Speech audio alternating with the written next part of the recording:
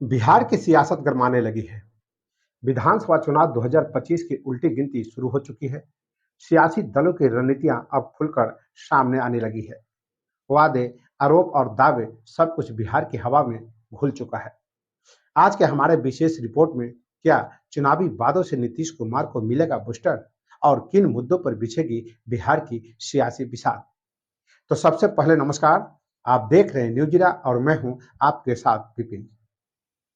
बिहार में जल्द ही चुनाव आयोग तारीखों का ऐलान करने वाला है।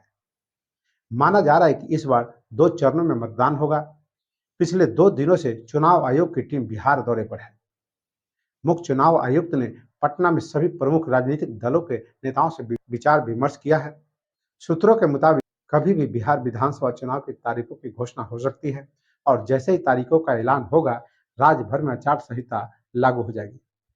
एक तरफ एनडीए यानी बीजेपी और जनता दल का गठबंधन जो विकास और स्थिरता की बात कर रहा है, तो वहीं दूसरी तरफ महागठबंधन आरजेडी, कांग्रेस और वाम दल जो बदलाव और बेरोजगारी जैसे मुद्दों पर नीतीश सरकार को घेर रहा है।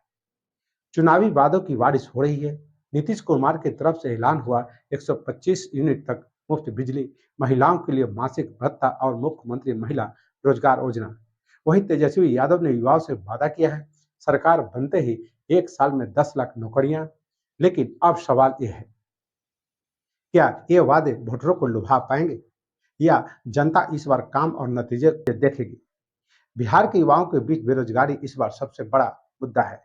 महागठबंधन कहता है नीतीश सरकार ने सिर्फ जुमले किए। वहीं एनडीए का दावा है हमने 1 करोड़ युवाओं को नौकरी देने का लक्ष्य तय किया है। लेकिन हकीकत यह है, एग्जाम पेपर लीक, भर्तियों में देरी और आउटसोर्सिंग के कारण युवा अब सरकार से नाराज दिख रहे हैं। तेजस्वी यादव लगातार अपने भाषणों में कहते हैं बिहार के युवाओं को नौकरी नहीं सिर्फ आश्वासन मिला है। बात करें महिलाओं की, तो ये नीतीश कुमार के सबसे मजबूत वोट बैंक वही है।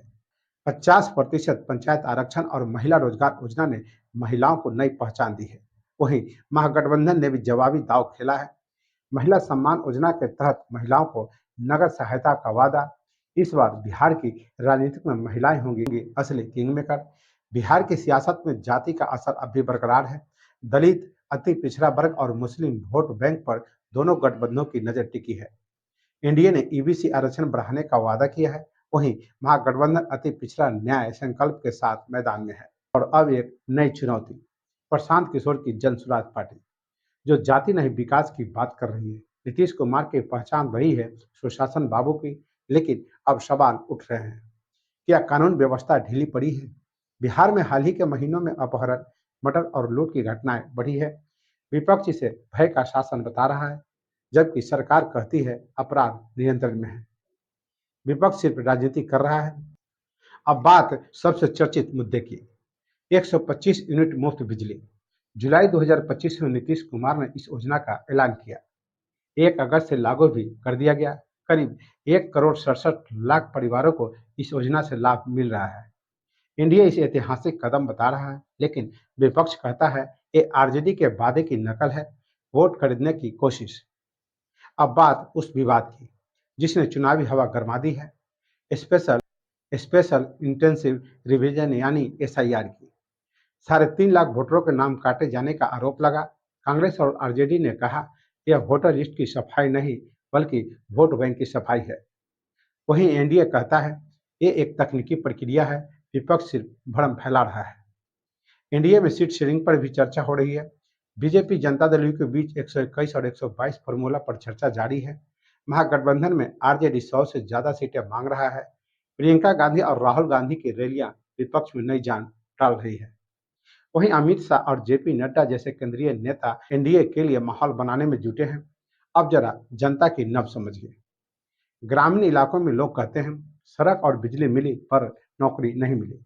शहरों में युवा कहते हैं विकास का वादा अधूरा है। महिलाओं में नीतीश के प्रति भरोसा अब भी बना हुआ है। यानी मुकाबला बराबरी का है, जाति, विकास और वादों के बीच। तो कुल मिलाकर मुकाबला विकास बनाम बदलाव, नीतीश के अनुभव बनाम तेजस्वी के उत्साह की। अगर नीतीश कुमार महिलाओं और गरीब तबके का वोट बचा पाए तो इंडिया की वापसी तय मानी जा सकती है। लेकिन अगर युवा वर्ग तेजस्वी की तरफ झुक गया तो बिहार में सत्ता परिवर्तन भी संभव है। तो अब बिसात बीत चुकी है, प्यादे चल पड़े हैं। अब बस इंतजार है उस दिन का जब जनता बोलेगी अब की बार किसकी सरकार। तो फिलहाल के लिए इतना ही। वीडियो को लाइक और शेयर करें, चैनल को सब्सक्राइब और फॉलो करें। साथ ही इस रिपोर्ट पर अपनी प्रतिक्रिया कमेंट बॉक्स में देना ना भूलें। नमस्कार।